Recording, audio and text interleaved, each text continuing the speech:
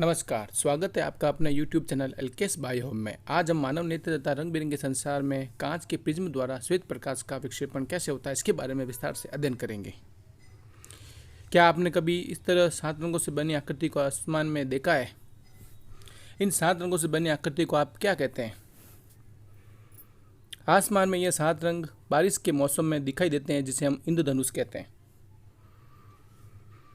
इंद्रधनुष क्या होता है और यह कैसे बनता है, वीडियो को रोककर विचार करें। जब सूर्य की किरणें बारिश की बूंदों पर गिरती है तो 7 रंग मुड़ी हुई एक आकृति में दिखते हैं, जिसे हम इंद्रधनुष कहते हैं। आपने कभी सोचा है कि इंद्रधनुष बारिश के दिनों में ही क्यों बनता है?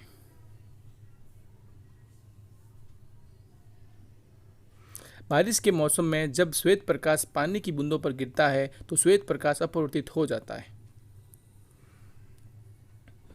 इसलिए अपवर्तन के बाद श्वेत प्रकाश 7 रंगों में विभाजित हो जाता है। इसलिए अपवर्तन के कारण आकाश में इंद्रधनुष बनता है। जब श्वेत प्रकाश कांच के प्रिज्म से गुजरता है तो यह समान घटना होती है।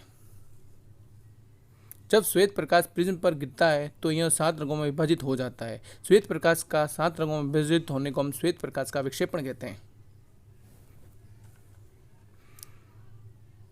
यह 7 रंग है। पहला बैंगनी, जामुनी, नीला, हरा, पीला, नारंगी और लाल।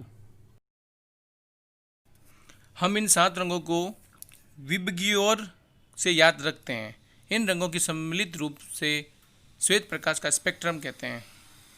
क्या आपने कभी सोचा है कि श्वेत प्रकाश 7 रंगों में क्यों विभाजित होता है?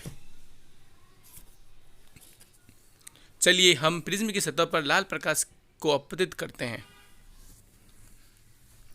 कांच के प्रिज्म में लाल प्रकाश की गति कम हो जाती है, इसलिए अभिलंब की तरफ मुड़ जाती है। जब लाल प्रकाश प्रिज्म से बाहर आता है तो इसकी गति बढ़ जाती है, इसलिए यह अभिलंब से दूर हो जाता है। यदि हम अलग अलग रंगों के प्रकाश को प्रिज्म पर आपतित करते हैं तो प्रिज्म में उनकी गति अलग अलग होती है। इसलिए हम कह सकते हैं कि अलग अलग रंगों की गति प्रिज्म में अलग अलग होती है। हम जानते हैं कि श्वेत प्रकाश 7 रंगों से मिलकर बना होता है। जब श्वेत प्रकाश हवा से गुजरता है तो 7 रंगों की गति समान होती है, इसलिए प्रकाश हमें श्वेत दिखाई देता है।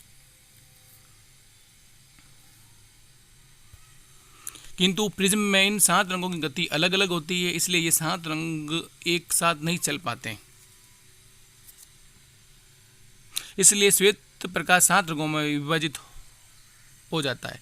लाल प्रकाश प्रिज्म में कम उड़ता है क्योंकि लाल प्रकाश की गति प्रिज्म में अधिक होती है। बैंगनी रंग ज़्यादा मुड़ता है क्योंकि बैंगनी रंग की गति प्रिज्म में बहुत कम होती है।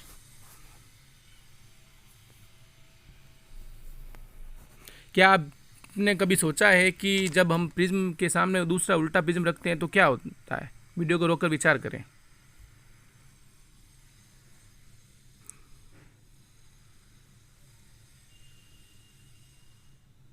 हम जानते हैं कि जब प्रकाश पहले प्रिज्म पर आपतित होता है तो अपवर्तन के बाद श्वेत प्रकाश 7 रंगों में विभाजित हो जाता है।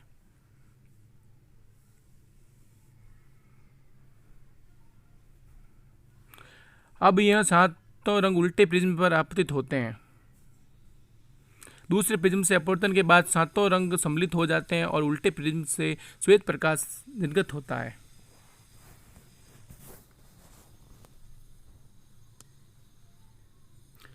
में आपने सीखा कि जब श्वेत प्रकाश कांच के प्रिज्म से गुजरता है तो यह 7 रंगों में विभाजित हो जाता है। फिर आपने सीखा कि यह 7 रंग विबग्योर है, जिसे हम श्वेत प्रकाश का स्पेक्ट्रम भी कहते हैं। फिर आपने सीखा कि जब श्वेत प्रकाश एक दूसरे से उल्टे प्रिज्म से गुजरता है तो निर्गत प्रकाश श्वेत होता है। प्लीज़ वीडियो अच्छा लगा है तो लाइक करें और सब्सक्राइब करें। धन्यवाद।